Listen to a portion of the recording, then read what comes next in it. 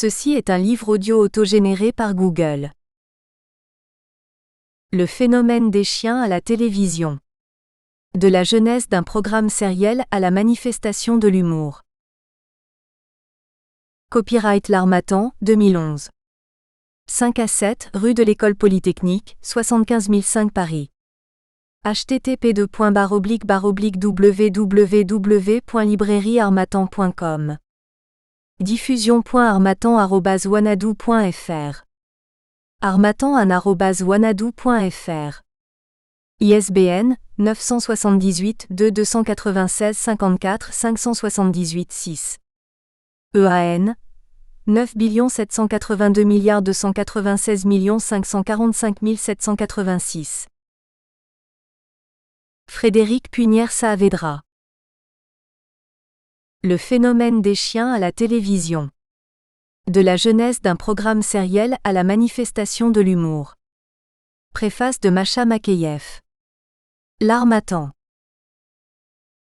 Audiovisuel et communication. Collection dirigée par Bernard Lecomte.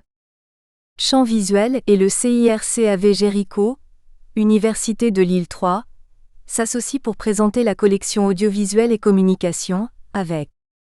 La nomination de cette collection a été retenue afin que ce lieu d'écriture offre un espace de liberté le plus large possible à de jeunes chercheurs ou à des chercheurs confirmés, s'interrogeant sur le contenu du syntagme figé de communication audiovisuelle, concept ambigu s'il en est, car si l'audiovisuel, et il faut entendre ici ce mot en son sens le plus étendu, celui de Christian Mess, qui inclut en son champ des langages qui ne sont ni audio comme la peinture, la photographie, le photoroman ou la bande dessinée, ni visuel, comme la radio, et on le sait, monodirectionnel contrairement à ce que tente de nous faire croire ce que l'on peut nommer l'idéologie interactive. La communication implique obligatoirement un aspect multipolaire. Dernière parution. Jean-Max Mejean, Almodovar, Les femmes et les chansons, 2011. Jean Ungaro, Le corps de cinéma, le super-héros américain, 2010. Erika Thomas, Art Action, Polar urbain, Didier Barros, L'étranger, Des livres et des cendres, 2010. Erika Thomas, Le cinéma brésilien du cinéma novo à la retomada, 1955 à 1999, 2009.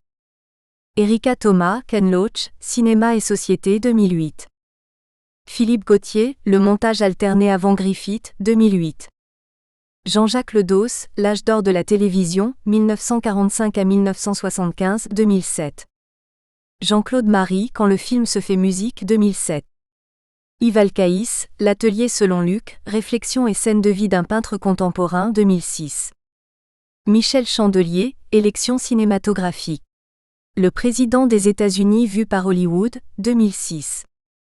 Jean-Max Mégendir, Woody dans tous ses états, 2006. Jean-Max Mégendir, Comment parler de cinéma, 2005. Yannick Lebthahi et Isabelle Roussselgillet, Pour une méthode d'investigation du cinéma de Laurent Cantet, 2005. Jacques Demorgon, Le sport dans le devenir des sociétés, 2005. Yvonne Mignottlefebvre, Communication et autonomie, 2005. Bernard Lecomte, L'image et le corps, 2004. Ce livre est dédié à Isabelle, Céleste et Solal. Merci à Sophie Moirand, Masha Makeyev et Jérôme Deschamps. Préface. Lorsque Jérôme Deschamps et moi avons créé le programme Les Deschiens, nous étions à 1000 lieues d'imaginer qu'il deviendrait quelques années après sa diffusion, un objet d'étude et de recherche, et qui plus est en sciences du langage. Nous sommes heureux aujourd'hui de préfacer cet ouvrage car il représente l'illustration d'un travail scientifique rigoureux sur les manifestations de l'humour, à partir de ce programme diffusé sur Canal+. En partant des contraintes du dispositif télévisuel, une seule caméra avec un seul plan séquence fixe rapproché, et de son format, quelques minutes seulement, que nous nous étions imposés Jérôme Deschamps et moi-même, Frédéric Punière Saavedra a su montrer comment s'organisait le jeu et le discours des comédiens, ce qui constitue le cœur de sa réflexion, à la lecture des chapitres portant respectivement sur les études transversales puis longitudinales. Par la rigueur de la méthode et la richesse des résultats produits dans cette dernière partie, l'auteur montre comment se manifeste la rencontre entre le verbal, le vocal et le visuel, faisant basculer la séquence dans l'humour et dans la critique sociale. Après avoir parcouru cet ouvrage, le lecteur ne reste pas sans question. Le téléspectateur rit-il davantage des constructions du langage, ou de la réinterprétation de l'imaginaire populaire? Rit-on des situations, des dialogues, des longs silences et des mimiques faciales de Yolande Moreau, des propos réactionnaires de François Morel, d'Olivier Saladin ou de Philippe Duquesne ou de la simplicité de Bruno Lochet? Sur le plan sociologique, les déchiens constituent-ils une catégorie clairement identifiée et identifiable? Existe-t-il des comportements des chiens? Une mode des chiens? Un parler des chiens? Y a-t-il des déchiens partout dans le monde? Sur le plan de l'impact du programme sur le téléspectateur, les déchiens constituent-ils un danger? Sont-ils nocifs au même titre que certains programmes télévisuels contemporains? Autant de questions auxquelles ce livre ne prétend pas apporter de réponse définitive. Il amène simplement le lecteur à s'interroger sur l'existence de gens différents, décalés dans la société d'un XXI siècle où la norme prime et où tout écart est sanctionné par le regard impitoyable de la société. Masha Makeyev. Auteur et metteur en scène de théâtre. Avant-propos. Les séquences du programme Les Déchiens mettent en avant 2 ou 3 personnages, un immobile dans un cadre restreint comparable à celui d'un photomaton. Les personnages, qui semblent pris en photo à un moment donné, échangent des propos ordinaires, ou donnent l'impression aux téléspectateurs d'assister à des propos ordinaires puisqu'il s'agit d'improvisation, sur tout et sur rien. Sekarbrat Orecchioni, linguiste, considère que ce type de conversation est à la fois quelque chose qui a des règles et quelque chose qui n'a pas de règles, quelque chose qui impose des exigences, ne pas monopoliser la parole, tendre la perche à l'autre, etc., et quelque chose qui demande qu'on se laisse aller. Ne pas dire n'importe quoi et pourtant dire ce qui nous vient. Une sorte de symbiose entre maîtrise et non-maîtrise. 1999/73. Les propos des personnages ne seront pas étudiés dans leur intégralité dans cet ouvrage. Nous nous limiterons à étudier les composantes dont nous pensons qu'elles provoquent le rire. Ce choix s'opère par le caractère multiforme de certaines composantes, articulation entre le verbal et le non-verbal, par le format court, tout doit converger pour qu'en moins de 3 minutes, il y ait une chute qui provoque le rire, et par le dispositif télévisuel particulier, une seule caméra avec un seul plan séquence fixe et rapproché. Notre point de départ a été de considérer qu'il existe des marques, verbales ou non-verbales, des observables dans le discours ordinaire qui, dans un contexte particulier, deviennent humoristiques d'eux. C'est donc en mettant en relation ces marques avec le contexte situationnel plus ou moins proche de la séquence, que l'on pourra rendre compte de l'humour dans ce programme. C'est cette piste que nous privilégierons tout au long de ce livre, en sachant que nous ne pourrons jamais complètement circonscrire l'ensemble des facteurs favorables et nécessaires à l'émergence de l'humour. 3 précisions liminaires s'imposent. Nous avons considéré que parmi les notions qui composent le champ sémantique de l'humour, le grotesque, la satire, le burlesque, le mot d'esprit, l'ironie, le sarcasme, la moquerie, la caricature, la dérision, la parodie, le pastiche, le persiflage, l'allusion, la raillerie et le ridicule, celle qui caractérise le mieux ce programme est la forme de dérision sociale dans la mesure où il s'agit principalement de rire de L'. Autre 4 en pointant certains aspects verbaux de locuteur rural ou certaines conventions sociales qui créent chez le téléspectateur-récepteur une sorte de connivence ludique. Nous avons également utilisé une conception contemporaine de l'humour qui s'oriente dans 2 directions. Du côté des conditions contextuelles, mise en place de connivence avec le récepteur, qui sont nécessaires mais insuffisantes pour produire l'humour, et du côté de certaines marques langagières appelées connecteurs biisotopiques, Agigremas 1993/62 et disjoncteurs, V. Morin 1966. Les premiers reposent sur plusieurs interprétations possibles d'un énoncé, laissant planer une ambiguïté avec au moins une double lecture. Les seconds reposent sur cette ambiguïté, et correspondent au moment où bascule l'énoncé sérieux en énoncé humoristique. Nous avons par ailleurs considéré que l'aspect visuel joue un rôle central, dans la mesure où les réalisateurs utilisent l'aspect physique des personnages comme vecteur d'humour. Nous avons ainsi recouru à la notion d'éthos au sens d'Aristote, L'éthos consiste à faire bonne impression par la façon dont on construit son discours, à donner une image de soi capable de convaincre l'auditoire en gagnant sa confiance. 1356a, 32 à 33, pour aborder la manière dont les personnages apparaissent à l'écran. À l'éthos naturel, J. Deschamps et Monsieur Makeyev ont préféré l'éthos construit pour la télévision, en présentant volontairement les personnages sous un angle qui leur est peu favorable. Ces quelques indications données, voici donc une étude qui risque paradoxalement d'être fort ennuyeuse pour les lecteurs qui souhaitent peut-être rire avec le programme. Mais comme toute plaisanterie expliquée cesse d'être plaisante, Voltaire, il est probable que vous ne rirez pas, voire que vous serez éprouvé par ce travail de recherche systématique sur ce qui fait rire. Dans ce programme, le personnage se nomme de la même manière que le comédien, ce qui génère des ambiguïtés constantes dans l'identification de ce que dit l'homme ou la femme par rapport à ce que dit le personnage. Cet aspect sera étudié plus loin. 2. Nous avons écarté d'emblée le fait qu'il existe a priori des marques humoristiques en soi. Cela impliquerait en effet que l'on rit à coup sûr de certains phénomènes du langage. Or il est probable que si certains rient beaucoup, d'autres le font un peu moins et pas forcément au même moment et des mêmes choses, d'autres enfin ne rient pas du tout. 3. Nous utiliserons indistinctement les termes humour et comique tout au long de l'ouvrage.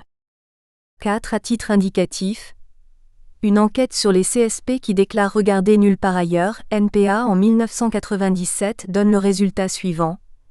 Le programme NPA est regardé majoritairement par des hommes de 15 à 24 ans ayant le bac ou équivalent minimum et majoritairement des études supérieures. Ils appartiennent aux professions intermédiaires et aux cadres et professions intellectuelles supérieures, et habitent plutôt à Paris intramuros ou dans le reste de l'agglomération parisienne. Enquête publiée en 1997 dans Pratique culturelle des Français, Paris. Chapitre 1er. Présentation du programme. Le programme Les Deschiens a été diffusé quotidiennement sur Canal+ aux alentours de 19h40 de septembre 1993 à juin 1995 puis de septembre 1997 à juin 2001 dans l'émission Nulle part ailleurs. Au cours de ces 8 années de diffusion, plusieurs séries se sont succédées. Les classiques numéros 1, 2 et 3, Les Deschiens inédits, Qui va m'aimer ? La Coupe du Monde et les modernes numéros 1 et 2. Ce programme, qui n'excédait pas 3 minutes, mettait en situation quelques personnages qui échangent des propos ordinaires, des propos banals. Après avoir présenté les caractéristiques constitutives du programme au niveau du générique, du décor, des comédiens et de leurs vêtements, nous aborderons les caractéristiques télévisuelles avec le dispositif télévisuel particulier et le regard caméra omniprésent. Nous aborderons enfin la forme hybride de ce programme avec son substrat théâtral riche, son classement difficile par les chaînes de télévision, sa désignation instable dans la presse écrite et son succès immédiat sur Canal+. 1. Les caractéristiques constitutives du programme. Les principales caractéristiques de ce programme porteront sur le générique, le décor, les comédiens et la répartition des tours de parole, et les tenues vestimentaires des comédiens. 1.1. Le générique. Que l'on s'en tienne aux dictionnaires spécialisés dans l'analyse des médias, par exemple, certains dictionnaires tels que le Dictionnaire encyclopédique des sciences de l'information et de la communication 5 et le Dictionnaire des médias 6, ou des dictionnaires plus généralistes, par exemple, le Trésor de la langue française informatisé 7, on constate qu'U'. Ils se rejoignent pour définir le générique, en début ou en fin de programme, comme un moment qui a pour but de présenter toutes les personnes qui ont participé à sa production et à sa réalisation. Dans ce programme, le générique est un peu différent dans la mesure où il se limite à un seul plan fixe de 3 secondes, lequel ne mentionne que le nom du programme. Pendant toute la durée de diffusion des Deschiens, le générique de début et de fin a peu évolué. Il consiste en un rideau de fer qui se lève et qui se baisse devant les personnages. Dans la série classique, Confère photo ci-après, le générique de début présente un chien, un ratier, qui traverse l'écran devant un rideau métallique gris. Ce chien urine sur un pot de fleurs posé devant le rideau de fer sur lequel est écrit le nom du programme, Les Deschiens, avec de la peinture noire. La voix de François Morel prononce « Ah ben alors avec l'intonation d'une voix masculine vieillissante. une autre voix off sur le même ton prononce des paroles inintelligibles sur un air d'accordéon. Le générique de fin consiste à baisser le rideau de fer sur les personnages, mais le chien est absent, de même que le nom de tous ceux qui ont collaboré à la réalisation du programme. Dans la série La Coupe du Monde, confère photo ci-après, le générique de début commence par le lever d'une grille verte à 2 battants prise en photo. Elle se soulève comme le rideau de fer gris dans les séries antérieures. Sur ces grilles se trouve écrit Les des chiens avec de la peinture rouge. 2 chiens habillés comme des joueurs de football avec un dossard se disputent un ballon.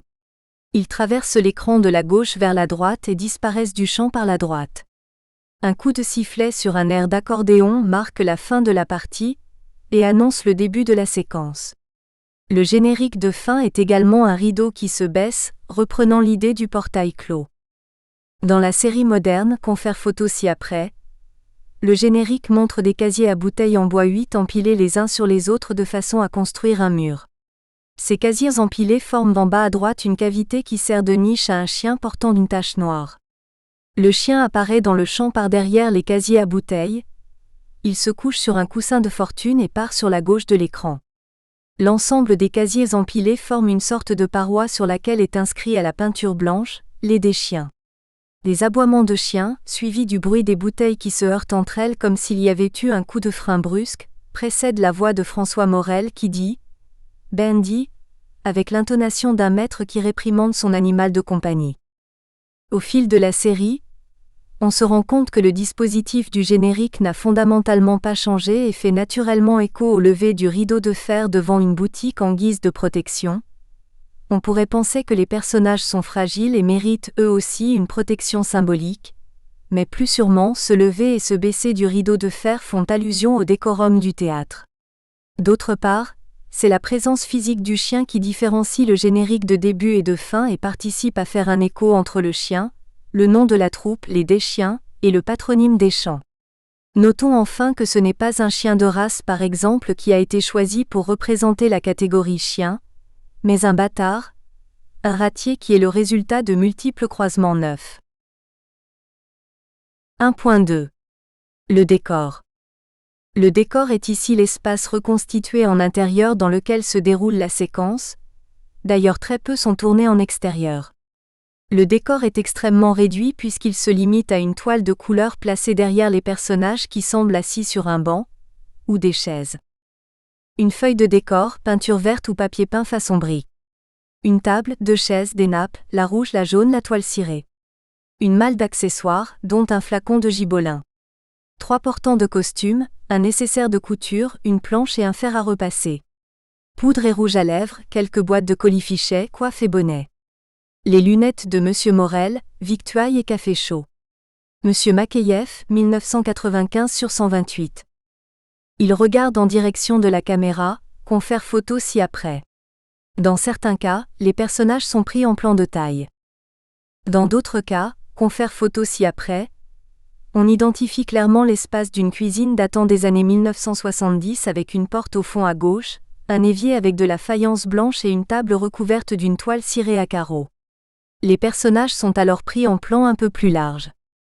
Dans la série La Coupe du Monde, confère photo ci-après, le décor montre les vestiaires, les coulisses ou les sous-sols du Stade de France. Notons que le choix de l'espace n'est pas en extérieur où ont lieu les grandes rencontres sportives très exposées aux médias, mais dans l'ombre où les rencontres se préparent.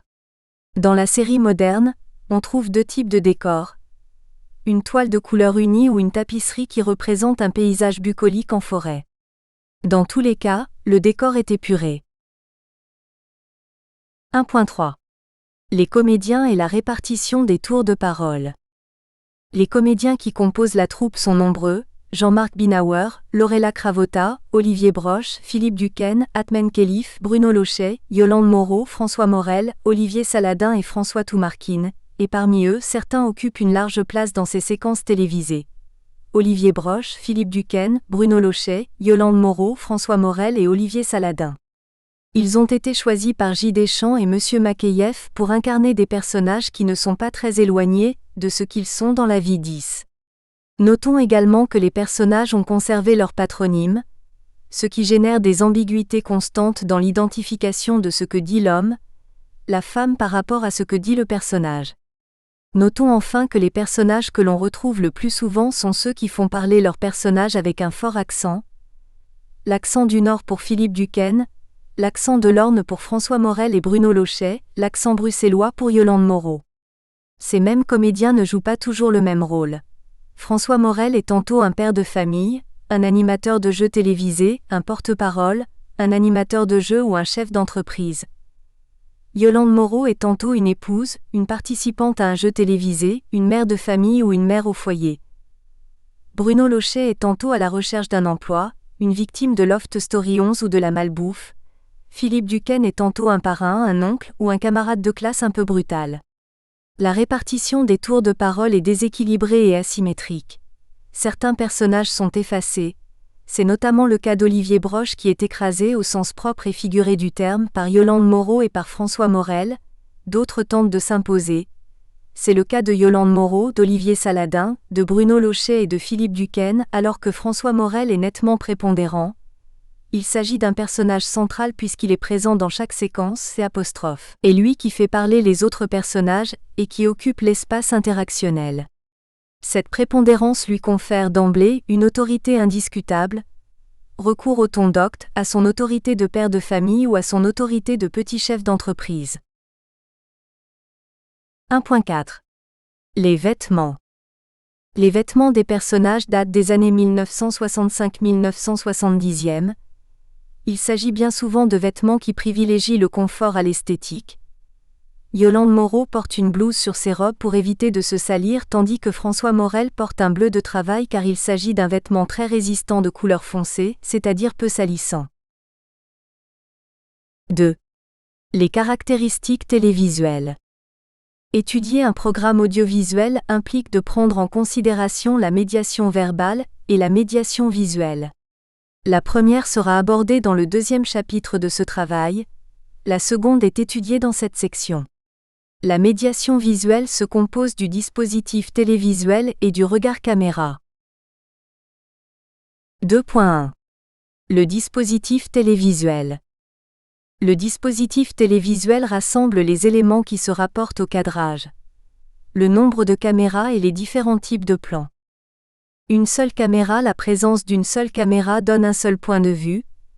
Elle pourrait ainsi valoriser les personnages les plus introvertis et diminuer l'importance des personnages les plus charismatiques. Or il n'en est rien, puisqu'elle favorise le jeu de certains acteurs en renforçant la toute-puissance de François Morel et en attribuant une valeur de vérité suprême à ses propos. De plus, la contradiction, également construite avec la seule caméra, en est amoindrie par l'absence de contre-champ, laquelle absence doit être compensée par des mimiques fortement expressives. Confère infra le plan rapproché. Un plan séquence. Deschamps utilise le plan séquence car il souhaite travailler sans filet, sans faire de plan de coupe, ce qui oblige les comédiens à travailler leur jeu d'acteur. De plus, une séquence pouvait être retenue dès sa première prise ou après 5-10 prises ou plus.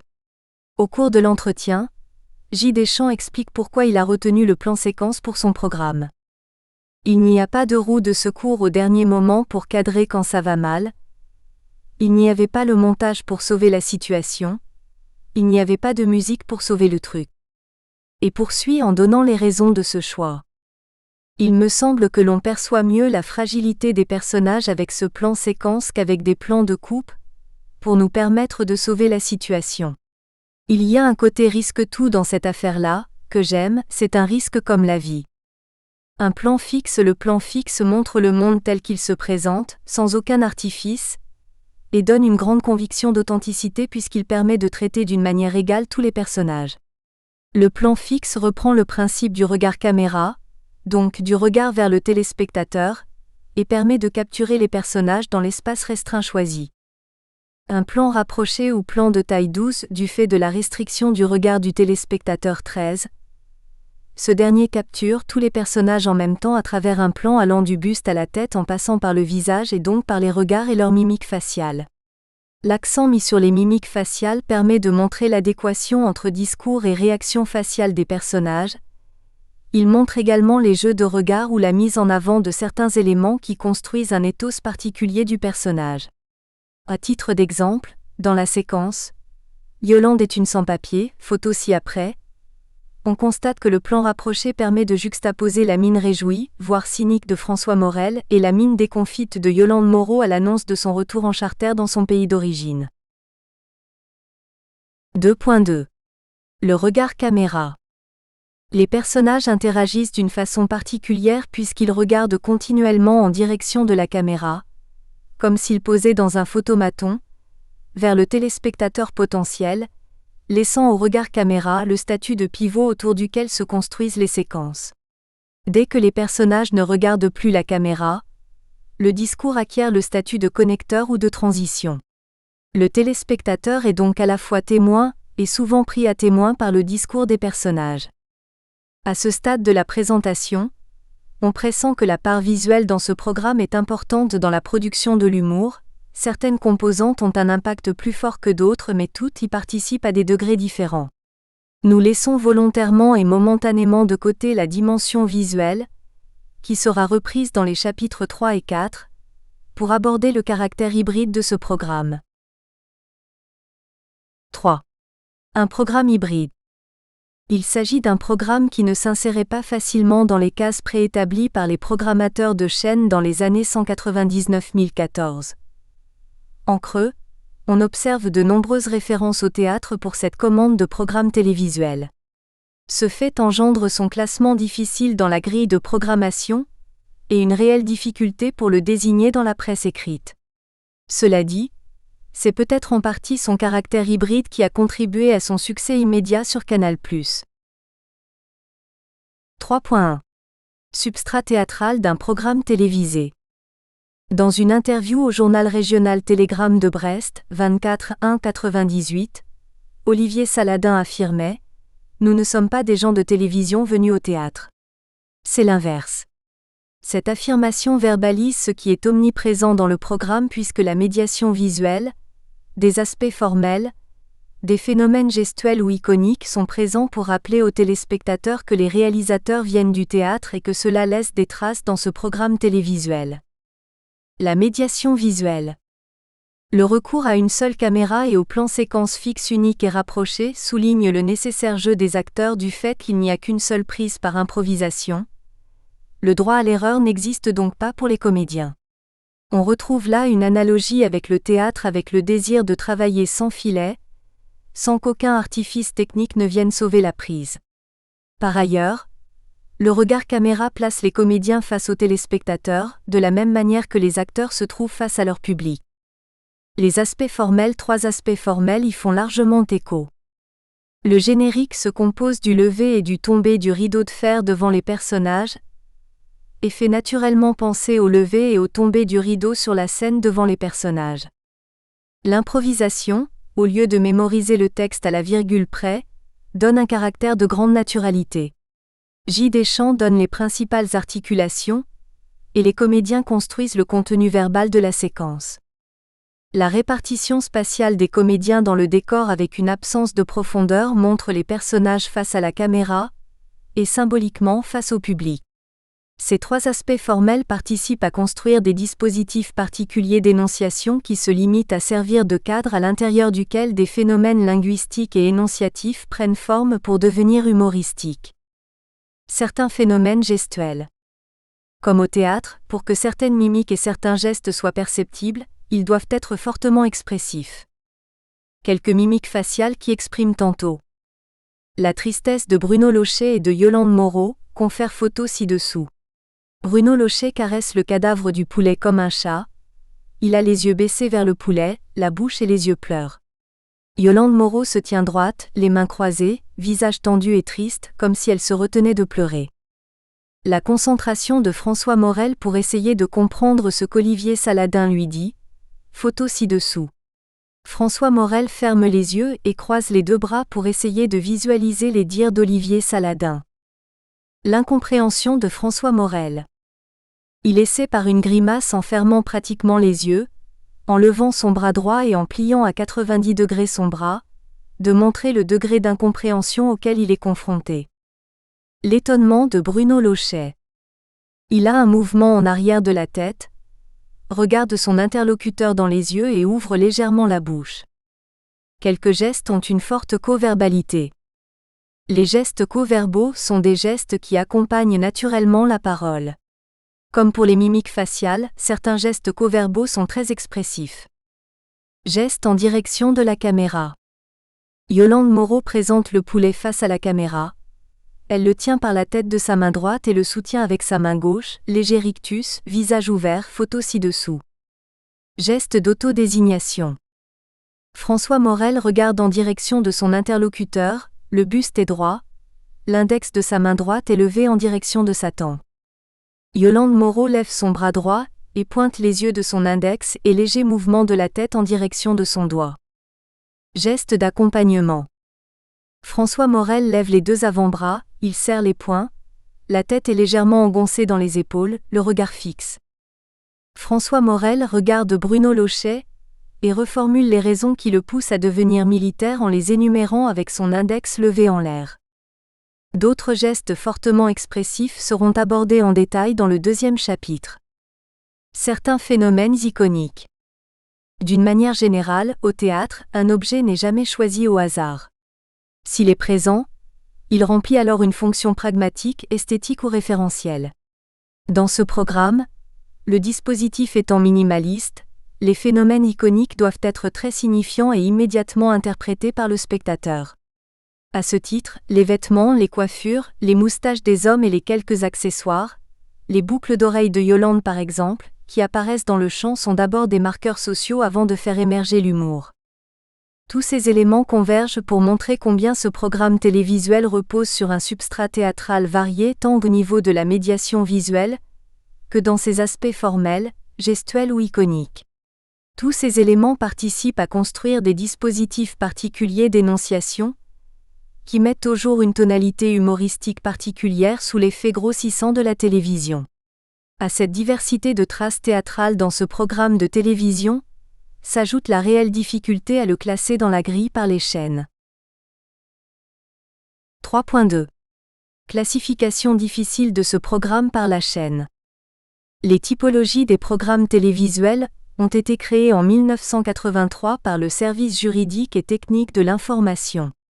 Ce service établit une nomenclature officielle qui fixe les critères définitoires des genres télévisuels et répartit les différentes émissions de la télévision publique dans 8 catégories.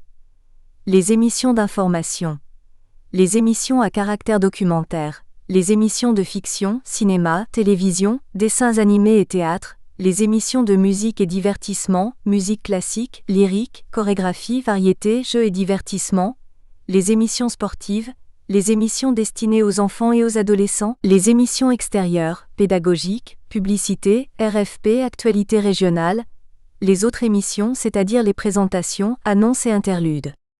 On peut remarquer l'hétérogénéité des catégories retenues, alors que la désignation émission destinée aux enfants et aux adolescents caractérise le destinataire visé, la désignation émission extérieure caractérise l'origine du programme, le producteur, la désignation émission sportive caractérise le contenu et les désignations émission de fiction et émission à caractère documentaire caractérisent le statut de l'énonciateur.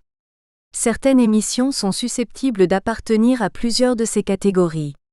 C'est le cas des films de cinéma diffusés par la télévision, qui pourraient appartenir à la catégorie des émissions extérieures. C'est le cas aussi des dessins animés qui pourraient appartenir aux émissions destinées aux enfants et aux adolescents. Canal+ classe les Deschiens dans la case divertissement qui comprend d'après Médiamétrie 15, les jeux, les variétés, les émissions à base de clips, d'humour et de talk-show. L'INA classe ce programme dans un premier genre qui est genre télévisuel, par opposition au genre radiophonique par exemple.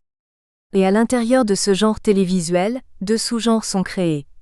Le premier sous-genre classe les séquences dans sketch scénette, qui les oppose à la fois à des programmes qui ne reposent pas sur un spectacle de one-man show, et à des programmes de format long. Le second sous-genre les classe dans la catégorie humoristique qui les oppose à des programmes dits sérieux. Le site Amazon 16 classe ce programme sous la rubrique vidéo, puis dans un premier sous-genre séries TV, documentaires et divers, puis dans un second sous-genre séries humoristiques. Sans prétendre à l'exhaustivité, notons que ces 3 canaux, télévision, institut audiovisuel et site internet, n'ont pas de désignation commune. Celles qui sont utilisées gravitent toutefois autour du médium, la télévision, de la visée humoristique et du format court, CNET. Cette difficulté à classer ce programme parmi les genres télévisuels s'accompagne également d'une difficulté à le désigner dans la presse. 3.3. Désignation instable de ce programme dans la presse. Tout au long des 8 années de diffusion sur Canal+, on a constaté une grande instabilité dans les désignateurs utilisés par les journalistes pour parler de ce programme. Parmi les 3 désignateurs les plus utilisés, on trouve sketch, sitcom et série. Quelques exemples trouvés dans la presse pour la période comprise en 1993 et 2001. Le Monde du 5-3 1996, mené tambour battant, avec un humour vache adroitement dosé de gentillesse, par Antoine Decaune. La cérémonie était ensuite émaillée des sketchs des Deschiens, des impertinents comiques de la chaîne cryptée. Le Nouvel Observateur en 1996 numéro 1671. C'est en 1993 que Jérôme Deschamps a eu l'idée. Un petit sketch quotidien de 2 minutes, où quelques acteurs improviseraient sur le thème de la sagesse populaire revue et corrigée par le Calvat. Des pauvres airs, des glandus cosmiques, des bas de plafond, les Deschiens étaient nés. On ne fait qu'une prise, sur une idée que l'on écoute avant de se lancer. Puis on tourne. Il faut sentir la chute qui vient. C'est une gymnastique, explique Morel. Télégramme de Brest du 2-1 1999. La nouvelle série de Canal+, Les Deschiens débarque à nouveau au Quartz pour une représentation. Le Monde du 19-10 1998. Nouvelle car les Deschiens évoluent et s'embourgeoisent un peu. Exode rural ? Abandonnant la toile cirée, les voilà en appartement, plus branchés pour nous renvoyer davantage leur reflet de la télévision en s'attaquant aux sitcoms. Deschiens sur canapé. Télérama du 24-10 1998. Pour leur grand retour sur Canal+, les Deschiens flirtent à l'heure du Saint-Zano avec l'univers impitoyable de la sitcom. Dans Qui va m'aimer ? Leur nouvelle œuvre télévisuelle, l'action est aussi palpitante que rigoureusement la même tous les soirs. La difficulté à nommer ce programme est également due au fait qu'il est assez difficile de classer ce programme à l'intérieur d'une typologie des genres télévisuels. D'ailleurs, s'agit-il d'un programme ou d'un non-programme servant d'intermède ? La question est légitime. Sans entrer dans la querelle sur les critères qu'il faut rassembler pour insérer les Deschiens dans tel ou tel genre télévisuel, nous considérons a priori que ce programme se rapproche davantage du sketch que de la série ou de la sitcom, mais de façon à appuyer cette forte intuition, nous nous sommes dirigés vers les ouvrages spécialisés. Le Dictionnaire encyclopédique des sciences de l'information et de la communication, de J.P. Truxillo et de P. Corso, donne la définition suivante de sketch. Le sketch est inspiré par la scène théâtrale de variété, par le music-hall, par le cirque ou par le cabaret. Le sketch est souvent une courte scène autour d'un thème qui conclut généralement par un trait d'esprit ou un rebondissement inattendu. 1991 sur 463. Le dictionnaire en ligne ATILF donne la définition suivante. Spectacle. Courte scène rapide, généralement comique, représentée au théâtre, au music-hall ou au cirque. Synonyme. Scénette. Sketch de clown, jouer un sketch, représenter des petits sketchs. Le compositeur Debussy réussit à mettre en musique un sketch dont une partie de tennis est le prétexte et un flirt le sujet. Duménil, Histoire théâtre lire, 1953, page 207. Le dictionnaire de théâtre de P. Pavie 2007 sur 330 donne la définition suivante. Le sketch est une courte scène présentant une situation généralement comique, jouée par un petit nombre d'acteurs sans caractérisation approfondie avec l'intrigue à rebondissement, en insistant sur des moments drôles et subversifs. Le sketch est surtout le numéro de fantaisiste que joue un personnage ou une scène sur un texte humoristique et satirique au music-hall, au cabaret, à la télévision ou au café-théâtre. Son principal moteur est la satire, parfois littéraire, parfois grotesque et burlesque de la vie quotidienne, R. de Vos et autrefois F. Reynaud, Coluche et P. Desproges. Bien que ces ouvrages émanent d'origines différentes, ils convergent vers le fait que le sketch est d'abord un produit théâtral, de format court en général, avec une visée comique. Si l'on s'attarde alors sur la définition de série, le dictionnaire des médias de F. Ball la désigne comme une œuvre de fiction dont chaque épisode est constitué d'une histoire bouclée sur elle-même, avec un début et une fin, avec également un ou plusieurs personnages récurrents. On appelle mini-série une œuvre de fiction découpée en quelques unités de 90 minutes chacune. 1998 sur 229. Ueco considère qu'il s'agit d'une œuvre de fiction construite à partir d'une situation donnée et de quelques personnages pivots, immuables, autour desquels évolue un certain nombre de personnages secondaires auxquels il appartient de donner l'impression que le nouvel épisode diffère du précédent alors que le schéma narratif est le même. 1987 sur 22. Ces deux acceptions tendent à considérer que la série est un programme dont l'histoire de chaque épisode est construite avec le même schéma narratif et est bouclée, avec des personnages récurrents, principaux et secondaires, dans un format de 90 minutes en général.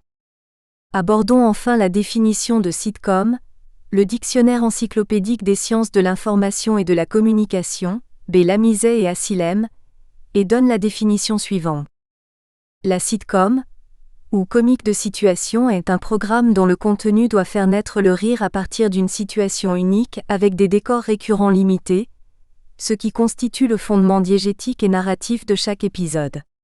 Comme la pièce de théâtre, la sitcom utilise souvent dans ses différents épisodes la règle diégétique des 3 unités de sorte que tous les épisodes d'une même sitcom se déroulent toujours dans le S, même S lieu X. Il ne développe toujours qu'une intrigue à la fois et selon une temporalité qui est toujours la même, entre une demi-journée et 2 jours. De plus, le faible coût de la sitcom engendre un nombre important d'épisodes, ce qui permet d'installer la diffusion sur plusieurs années. 1997 sur 520. S. Benassi, qui s'intéresse au programme sériel, précise que la réalisation de ce genre sériel se fait la plupart du temps au moyen de 3 caméras qui enregistrent les scènes simultanément. Le montage est effectué en régie. La sitcom est enregistrée dans un nombre réduit de décors semblables à ceux d'une pièce de théâtre ou d'un plateau de télévision dont on ne voit toujours que les 3 murs. Le mur absent correspond à la place du public et donc à la place du téléspectateur dont la présence est même symbolisée par les rires enregistrés qui émaillent la bande-son. 2000 sur 92-93. La sitcom fait ainsi apparaître des personnages récurrents dans un lieu à l'intérieur duquel ils peuvent se mouvoir. Le montage est important dans la mesure où il y a des sélections de plans et des inserts de rires enregistrés.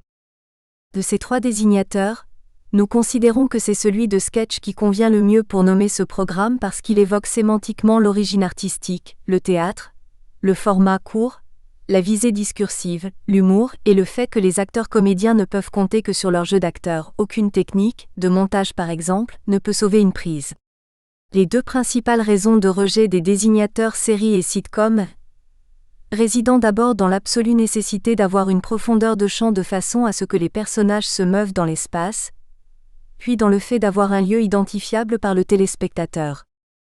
Cette difficulté à classer ce programme parmi les genres télévisuels et à le nommer, a montré qu'il s'agissait peut-être d'un nouveau genre ou d'une variante d'un genre existant, ce qui a suscité l'engouement du public dès le début des années 1990 sur Canal+. 3.4. Succès immédiat sur Canal+. Sans remonter aux origines des programmes humoristiques à la télévision, rappelons que les Deschiens sont apparus au début des années 1990, à un moment où la plupart des programmes humoristiques se présentaient comme une succession de chansons, de sketchs et d'interludes montés pour faire rire. Cela a certainement participé à la création d'un programme hybride comme nulle part ailleurs sur Canal+, programme qui était composé d'interviews en plateau avec une succession de programmes sous forme de mini-rubriques dont le Journal des Nuls, les Guignols de l'info, les Deschiens, le Journal de Moustique, etc. En outre, Canal+ 17 avait une image d'impertinence. La liberté de ton ne se voyait sur aucune autre chaîne hertzienne, c'est pour cela qu'elle cassait certains codes consensuels du moment, ce qui a facilité la prise de risque pour oser diffuser ce programme dont la tonalité était différente.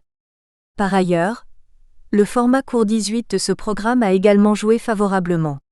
Il s'insérant parfaitement dans cette succession de chroniques et racontant une histoire en peu de tours de parole. Ce format court implique de mettre en place des stratégies de discours immédiatement perceptibles par le téléspectateur, lesquelles stratégies visent aussi bien la brièveté, la concentration, la concision, l'économie que la précision. 19. On peut supposer que c'est grâce au talent de discours des acteurs et de J. Deschamps que l'on doit leur présence sur le petit écran pendant 8 ans. La présentation du programme Les Deschiens au niveau de ses caractéristiques constitutives, de ses caractéristiques télévisuelles ou de son hybridité fournit des éléments nécessaires, mais insuffisants pour comprendre les mécanismes humoristiques verbaux et non verbaux.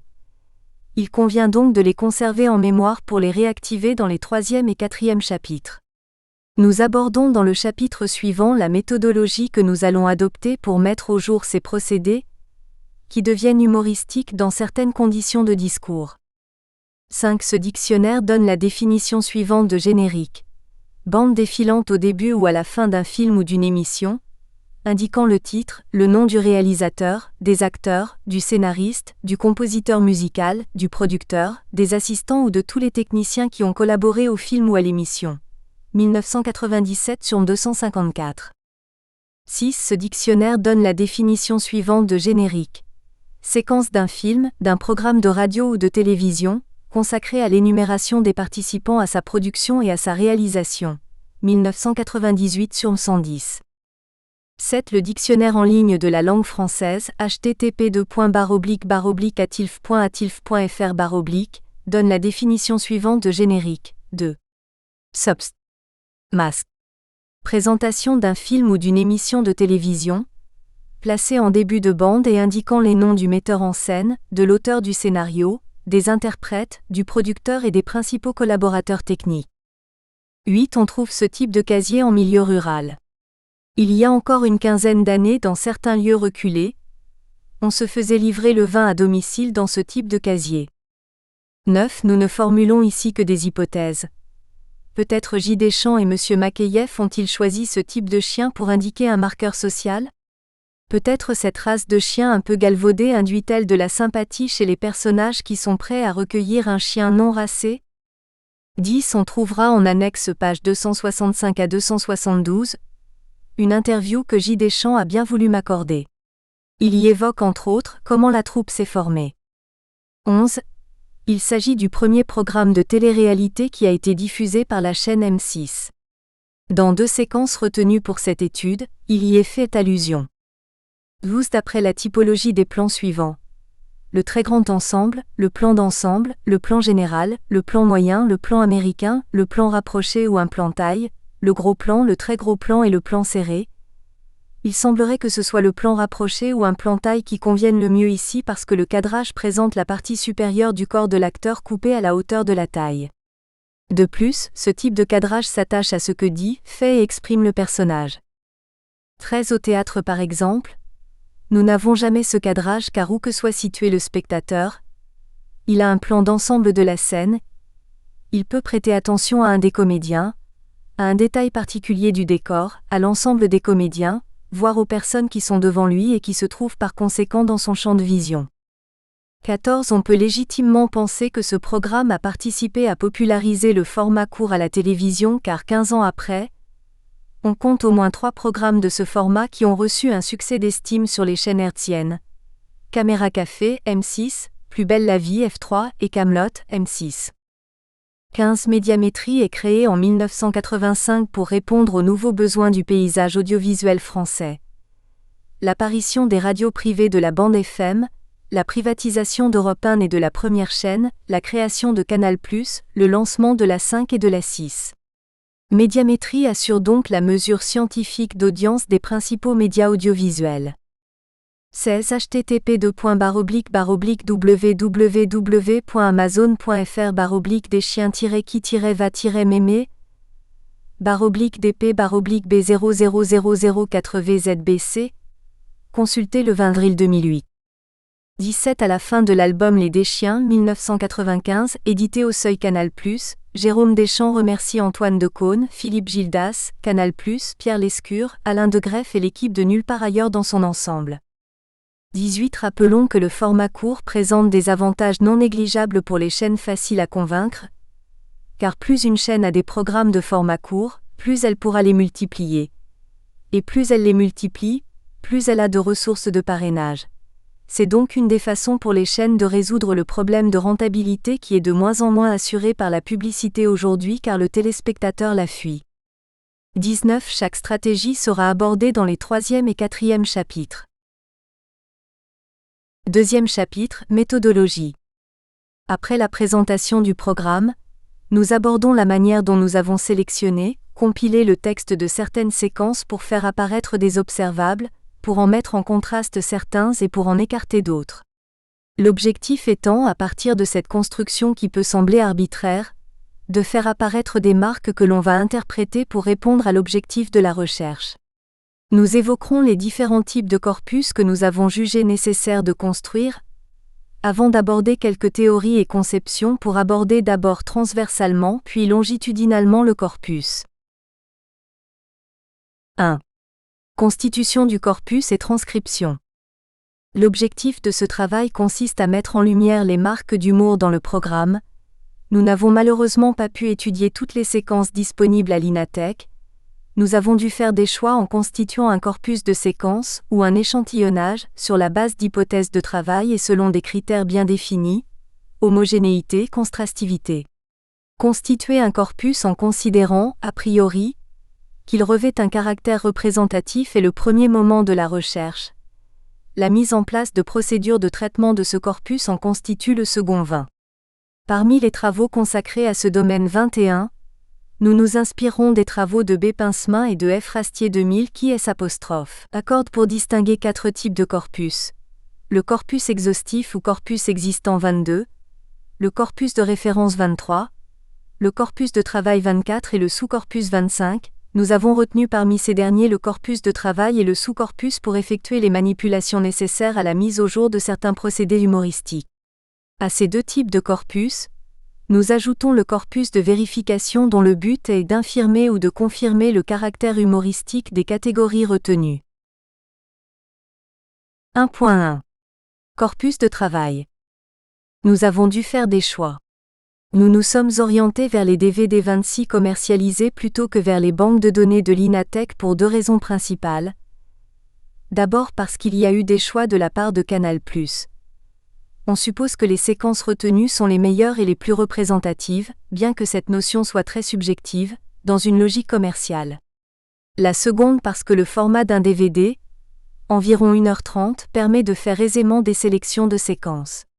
Sur les 8 DVD 27, nous avons écarté d'emblée la série intitulée Qui va m'aimer, car il s'agit de séquences thématiques qui rompent avec le reste de la série, les observables auraient été moins significatifs. Les 7 DVD restants constituaient potentiellement le corpus, soit 230 séquences à étudier.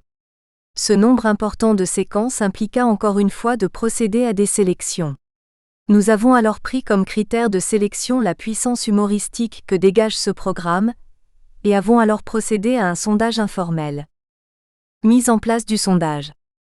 Comme nous travaillions sur ce programme depuis plusieurs mois, nous le connaissions si bien qu'il nous était difficile de faire nous-mêmes la sélection. Nous aurions été tentés de ne retenir que les séquences qui nous plaisent. De façon à être plus objectifs, nous avons décidé de mettre en place un sondage informel qui avait pour but de demander à des gens extérieurs de procéder à la sélection. Le principal critère pour constituer le corpus de travail repose sur la puissance humoristique du programme chez le récepteur. Il fallait donc que les interviewés en soient fans. Nous n'imaginions pas demander à quelqu'un ne supportant pas ce programme de se prononcer sur sa visée humoristique ou non. Dans un souci de représentativité, nous avions déterminé un ordre de grandeur de séquences que nous pouvions exploiter. Travailler sur 35 séquences environ nous semblait un objectif raisonnable. Désignation des sondés et objectifs du protocole. Nous avons demandé à 7 personnes de notre entourage, correspondant au nombre de DVD à visionner. Nous avons procédé de manière informelle en leur demandant si elles voulaient contribuer, à leur manière, à la construction de cette recherche et toutes ont accepté. Une fois les 7 sondés désignés, nous leur avons fait part du projet proprement dit.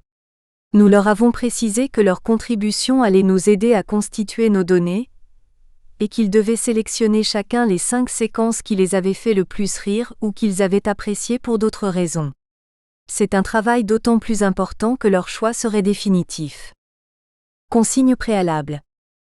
Nous avons ensuite attribué un DVD à chacun de manière aléatoire, et avions au préalable rédigé une fiche avec le contenu de chaque DVD. Le sondé qui avait le DVD des chiens numéro 1 par exemple, recevait la fiche qui correspondait au DVD. Pour que ce choix soit réalisé dans les meilleures conditions possibles, les sondés s'étaient engagés à visionner le DVD dans un environnement favorable, à un moment de la journée où ils étaient sûrs de ne pas être dérangés ou influencés par l'entourage familial ou amical. Il leur était également possible de révisionner le DVD. Consignes procédurales et bilan du protocole. 2 consignes claires ont été formulées. Les participants disposaient d'1 semaine pour visionner, chez eux, le DVD qui leur avait été attribué. Au bout d'1 semaine, ils devaient restituer le DVD en ayant pris soin de préciser quelles étaient les 5 séquences qui les avaient fait le plus rire. Nous avons alors obtenu une sélection de 35 séquences qui constituent le corpus de travail à partir duquel nous avons déterminé transversalement des observables langagiers ou non langagiers. Confère chapitre 3. 1.2. Sous-corpus. Dans le 4e chapitre de ce travail, nous aborderons le corpus de travail non plus transversalement mais longitudinalement, c'est-à-dire dans le fil de l'interaction, en prenant en compte le verbal et le non-verbal. Nous pensons que travailler longitudinalement sur 15 séquences environ est un objectif raisonnable, sachant que les combinaisons de procédés humoristiques ne sont pas infinies.